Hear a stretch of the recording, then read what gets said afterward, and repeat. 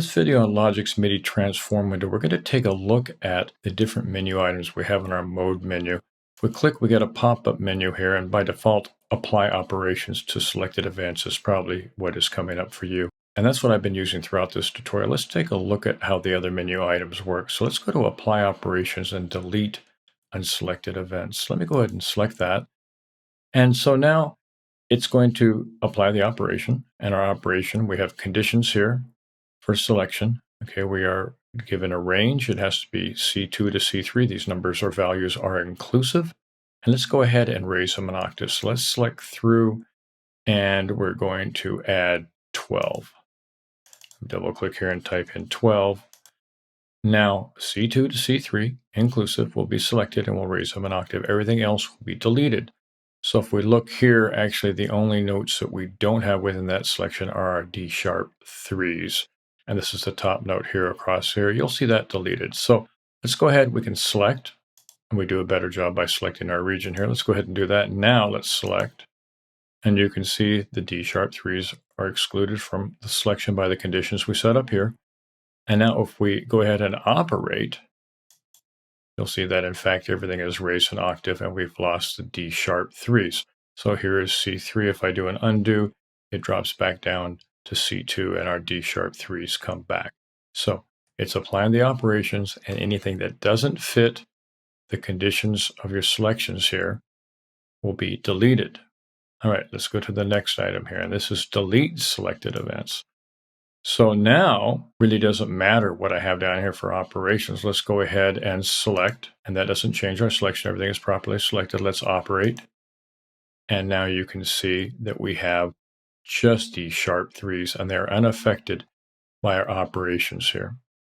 Let's do an undo to get out of that. And lastly, let's go ahead and take a look at copy selected events, then apply operations. Let me click in the background to deselect. So what happens here is that it'll create a duplicate event, whatever you have selected here. Our status is note, and then it'll apply the operations on that. And you can actually apply multiple operations if you want. In fact, let's go ahead and do that. Let's go ahead and get velocity into here, and we'll add a value of 3. And what's going to happen now is within our selection, everything will be duplicated, and that duplicated event will be raised an octave in this case because we're dealing with pitch, and we'll add the value of 3 to the velocity. So let me go ahead and select and operate all in one fell swoop here. And let's take a look what happened. We have a C2 and its velocity is 24. We have the new note C3 raised an octave, and we have added 3 to the velocity, so the velocity reached 27. And we can go down this list, D2 and D3 and 15 and 18, etc. And notice that our D sharp 3, which was outside of our range here for our selections, was not selected. And that's how they work. So copy selected events, then apply operation. We'll duplicate your event and then apply whatever operations you have down here. Deleting does just that, deletes selected events, apply operations, and delete the unselected events. We'll delete anything that doesn't fit your criteria here within your selection. And lastly, we have what's probably your default, which is apply operations to selected events. And that's it for the mode menu, so that's all I need to cover. As always, thanks for watching. Hope this gives you a tip or trick or two, and catch you on the next one. In this video on Logic's MIDI transform window, we're going to take a look at creating user sets and also importing user sets from another project. So the advantage of creating a user set is that your modifications to your settings will be retained if you go from that set to another set. And let me show you what I mean. Here we have a factory preset, the fixed velocity, and let's say I want this at 80. So I'm just going to go ahead and double click here, type in 80, and I can navigate to any other set, random velocity, for example, come back to fixed velocity, and that value has returned to the original factory preset value. Further to that, if you choose to show your unused parameters, you get this window here that says, hey, this is a protected transform parameter set, and you should create a user set to customize your parameters. That's good advice. Let's go ahead and click OK. It will still allow us to modify this, but it will not retain the settings. So let's say we wanted everything on channel 1. And again, if I go somewhere else, bam, come back, fixed velocity, we've lost our channel choice here. So let's create a user set. Now, we can navigate in this window down to Create Initialized User Set. Okay, so let's talk about this window for a moment. create a new transform parameter set with the name new parameter set 6. The first thought is, why did it get to be new parameter set 6? Well, because I've been playing around with this, and even though I'm in a new project right now, I have not closed Logic, so it is keeping track of each parameter set that I create, even though they're in different projects. That's why I'm getting the default name of set 6. So it's counterintuitive, but if we create this at this point in time, we actually get a blank set. And we're going, oh man, that isn't what I wanted. So I got to go back up to fixed velocity. I've got to do my MIDI channels are equal to 1. And now I got to navigate back down to this menu here, create initialized user set. You're a little smarter this time. Notice it says set 7. Now it's keeping tabs on us. We're going to go ahead and rename it.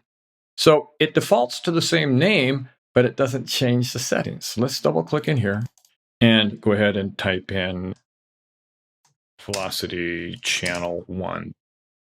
And if we hit enter or return, we yet again get this window. And we're going to save it as rename. That's what we want at this point in time. Let's go ahead and click out of this. Now, if we navigate through our menu, you can see we're starting to get some user sets here. By the way, these are not deletable.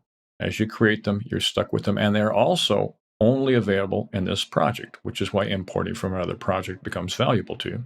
All right, I'm going to do a couple of things. I want to create one more user set here real quick, and let's just select humanize, and we don't even need to change any parameters. And I'm going to use that as my template, create initialized user set. I'll do rename, and we're going to actually change this to slot 3. And pardon the slight typo, we'll just keep that capital L in place there. And let me go back, and we can rename these other ones. And I'm going to add slot 2. And I seem to like a capital L in my word slot there. And we new parameter set 6. We're just going to name that to slot 1. See if I can avoid the capital L. There we go, slot 1. Great.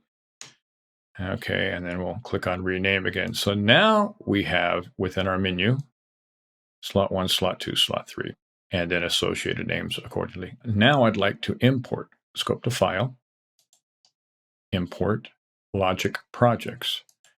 I'm going to click on this, and I've already done my navigation to the project I'd like to use. So you can either select it and hit enter, or navigate down to import, or double click on it. Lots of ways to get there.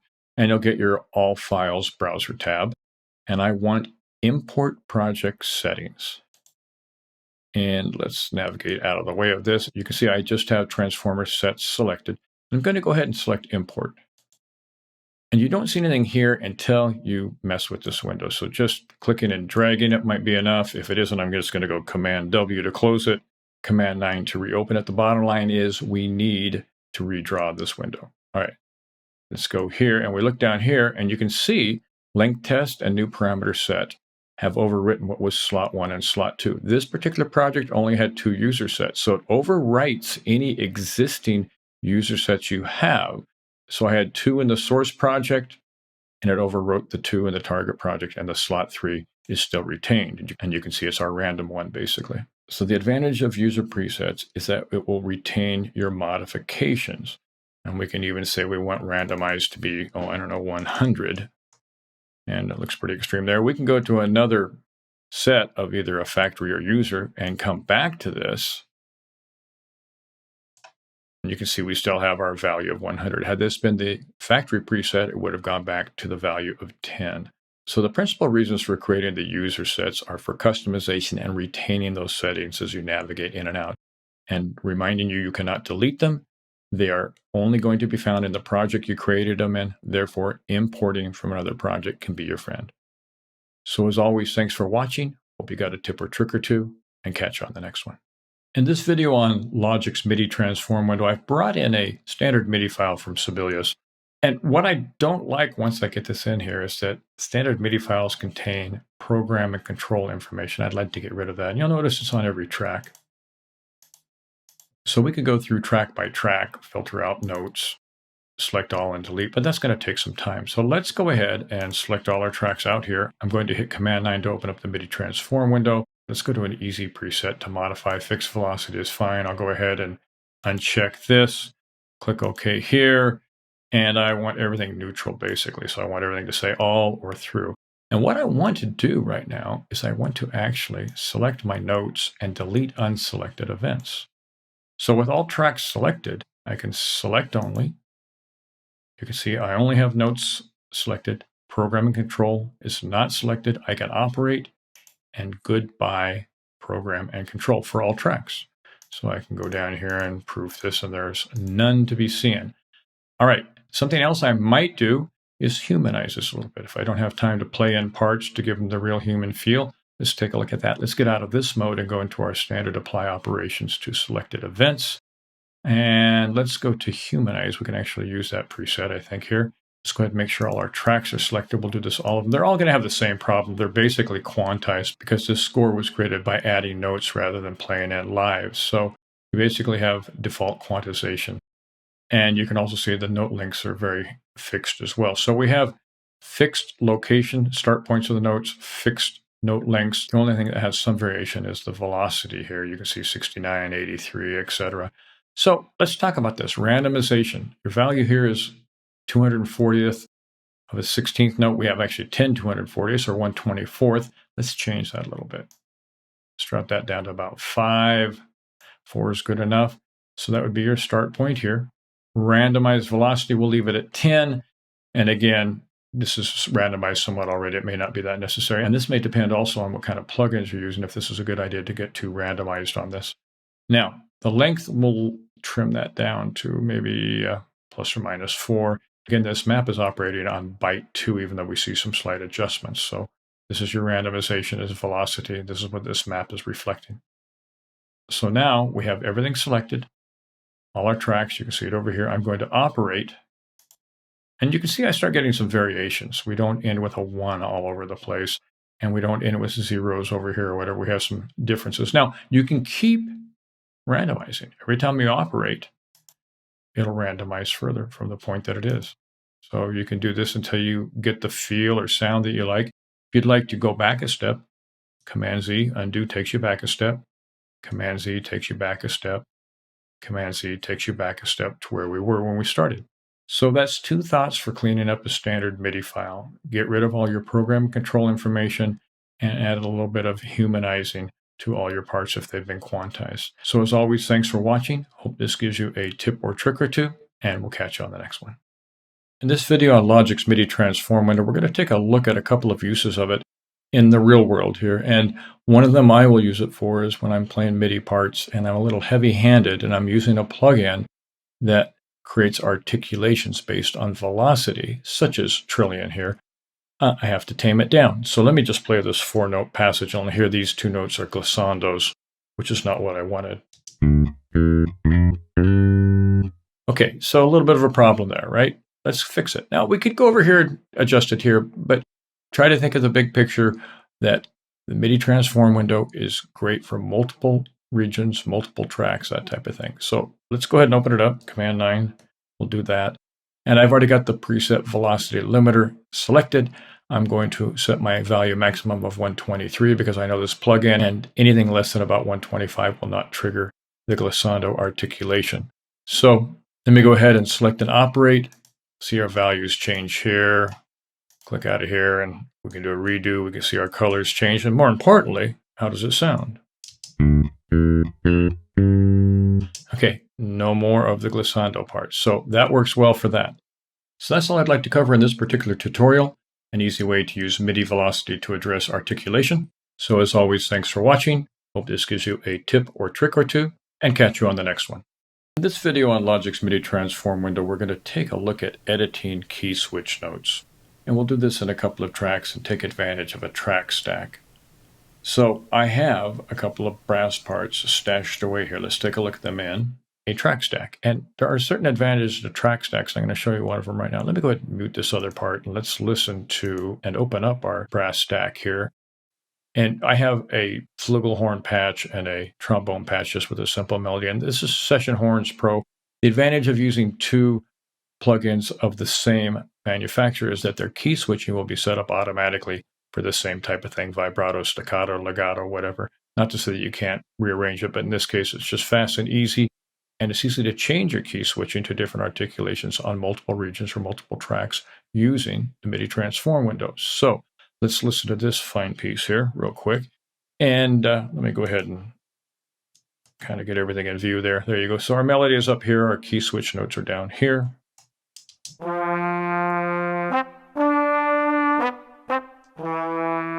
Okay, beautiful. So let's talk about it. We have a long tone, no vibrato, staccato or short, and long tone with vibrato. Let's listen just to the first three articulations.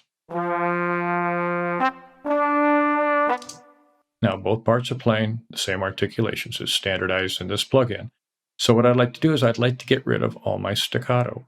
And that's basically these notes across here. I want to change my key switching down here. Again, I could go up and do it one region at a time, one track at a time, but it's going to be faster with the MIDI transform window. Let me show you another little trick here. Let's go ahead and click in the background, close this up. If I select the track stack track, it actually selects all my tracks inside. So I'm already ready to rock and roll. So what I want to do is I want to change my F sharp -1s down to the key switch pitch of the straight tone, which is a C-1. So bring them on in, boys. Here comes the MIDI transform window. We're just going to close this out here with our neutralize this with through. Let's go to pitch, and we want F sharp -1. And we're going to change that to a C-1. So we'll fix it here. Let's go ahead and drag it to get some value here, and I can just go C-1, hit return. I'm out of that. Now I can select and operate. And in fact, you can see it down here, but better yet, let's go back in and let me click in the background. Here's our pitches here, and here's our second region. Everything is set up, and if we listen,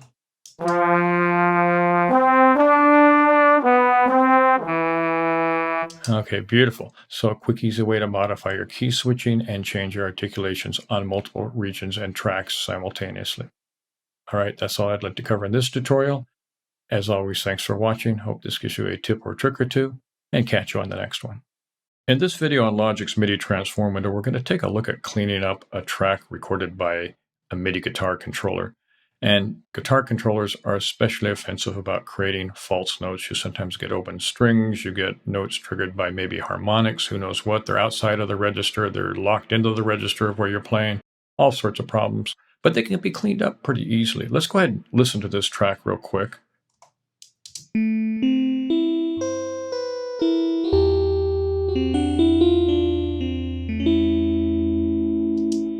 Okay, you get the idea. Especially offensive here and with this low E and some of these notes up here. So let's clean it up. MIDI transform window, Command 9. I have a user preset I've created that says MIDI guitar, and it's defaulting to the register of the guitar. So on my guitar, my lowest string comes in as an E1, and if I had a 24 fret guitar, it would be an E5. That would be the 24th fret on the first string. However, I think you'll be better served if you look at the register of your performance. So I have to know my lowest note is an A2. So let's go ahead and type that in. And my highest note is a C4. So let's go ahead and type that in and hit return. So I have those values. And the reason I want to select in this method is because I have a long note down here. The next selection will be based on length. So let's go ahead and now select. And you can see I have my note here. I've got a little note right here, and I've got a note up here, all outside of the register of the performance. So by having my mode set to delete selected events and hit operate, now that I've proofed my notes, I can delete those and they're gone. Now let's go ahead and set this back to all, and let's deal with length. And for this, you can go two directions. You can either go less than or equal to, or greater than or equal to, depending on how you want to do this. I want to go ahead and do less than or equal to, and I want to find out what my shortest bad note is. And if I review all this, I'm going to find out that this note over here, if I can zoom in properly, is, and we select this, is actually just over 200 ticks. So let's go ahead and select this to, we could even select it at a 16th note, but let's go ahead and, I don't know, we'll go 210. So 0.0.0.210. Now we have 210 ticks of a 16th note. So we could select only to proof this. We'll go ahead and zoom back out and see what it looks like. And sure enough, we've got all these guys, and that's a bad zoom on Logic's part there. Let's try this again. And it's not going to cooperate. Let's try it one last time here. There, we got it. Okay, so we have our notes here. Let's go ahead and reselect since I've lost my selection.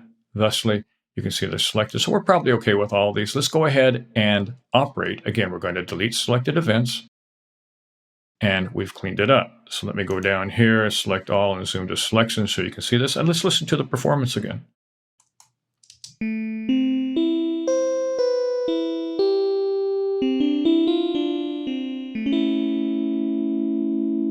And voila, a far better performance. So if you happen to be a MIDI guitarist, perhaps a MIDI bass player, or anyone who uses some kind of MIDI controller that generates false notes, consider these two techniques dealing with range and length to quickly eliminate the notes you don't want in your performance. So that's all I'd like to cover at this time. As always, thanks for watching. Hope this gives you a tip or trick or two, and we'll catch you on the next one. In this video on Logic's MIDI transform window, we're going to take a look at an interesting capability of the preset double speed to create tuplets that would be perhaps quite difficult to do in Logic. And in order to do this, it requires a little planning and some math, so apologies in advance. But basically, if you want a rush or smear, as they might be called, played back exactly and precisely, you need to maybe create a separate MIDI region, prepare it like this, then copy it into the location that you want it. But this will be extremely accurate. All right, so let's take a look at some situations here. And by the way, typically tuplets that are divisible by 3 are easier to create in Logic. But we'll go ahead and do one here. So I want to get 6 16th notes in the space of 4. So you can see across here I have 6 16th notes occupying a beat and a half. If we view it in the piano roll editor, it looks just like this. Let's go ahead and change this. So in order to do this, you have to figure out what you need and do the division. Here we need 6 notes in the space of 4, basically. So 6 divided by 4 happens to be 1.5. Let's go up here. I'm going to type in 1.5. And let's match this here so our links are not overlapping. And I'm going to go select and operate, and bam, we've got all of them in one beat. Let's go ahead and take a look at it in the score editor. And it looks okay. You may want these all beamed, but this is okay for now. I'll show you how to change this look in the next one we're going to take a look at. Let's go to this next example. Now, you don't have to work with 16th notes. You could work with 8th notes, for example. So let's take this example, and we're going to convert these into 16th notes. So this is going to end up covering one beat. So we're going to have 7 notes in one beat. And here you can actually see it goes to beat 4 in this example. So let's go back into the piano roll editor and view it here as well. And now what we need to do is we need to think that we have basically 2 8th notes that we need to fit 7 8th notes in. So 7 divided by 2, if we do the math, happens to be 3.5. So let's do that, 3.5. And let's also match this as well to keep the notes from overlapping. And let's select and operate, and pow, there we go. 7 notes in the space of one beat. And let's look at it in notation. Now, quickly for notation, if you are in the score editor, you have your inspector over here, select notes. You have the in tuplet pointer here. I can go over here and let me show you. I'm going to click in the background to deselect. I have my command key assigned to my pencil tool here. So I'm going to go ahead and hold down the command key, getting my pencil tool, clicking, and you can see the in tuplet shows up there. And you can see the note, the first note of that run is lit up, and that's good. That's exactly where we want it. I'm going to release it. I'm going to go up here, and I'm going to tell it I want 7 notes in a space of 4, and they're all 16ths. And you get visual feedback here. Let's go ahead and click OK, see what we get. And there we go. Perfect. So now your notation, if it is important to you, is taken care of as well. Let's go forward. Okay, we have 5 8th notes. Let's say we want those as 5 16ths. 7s and 5s are a lot harder to get in this tuplet business. So let's deal with that. Let's go ahead and view this in the piano roll editor. And again, we're going to need 5 notes in this space of 2. So we can divide 5 by 2, and we get 2.5. And let's go over here and change our division of our notes the same, so we don't, again, get overlaps. Select and operate, power there. Look at it in notation, and it's a little ugly, but the same trick I showed you will work within the score editor. All right, let's go back into, here we have 7. We'll look at this and wedge them all into there. So let me get into the piano roll editor, looking something like this. Again, you're going to need 7 in the space of 4. So 7 divided by 4 is equal to 1.75. Let's change this. And let's go over to our division again and change that value as well.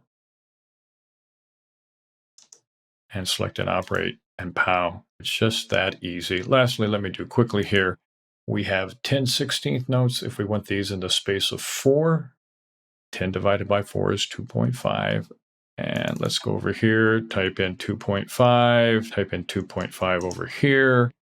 And we can select and operate and pow. And just for kicks, let's look at the notation. It looks like something totally horrible, but let's see if we can clean that up. So let me go ahead and click in the background to deselect everything. And I'm going to use my pencil tool on my command key, bring in our in tuplet, make sure that first note is selected. And right now I want to do 10 notes in the space of 8. I'm going to make these 30-second notes. So we'll have 8 30-second notes within that beat. So 10 within 8, 30 seconds, click OK, pow, and there we go. Perfect notation. All right, that's all I'd like to cover in this tutorial. You can see that the preset double speed has an interesting use in creating tuplets that are going to be exactly accurate. And now you know a way to make them show up in your score exactly how you'd like to view them as well. So as always, thanks for watching. Hope this gives you a tip or trick or two, and catch you on the next one.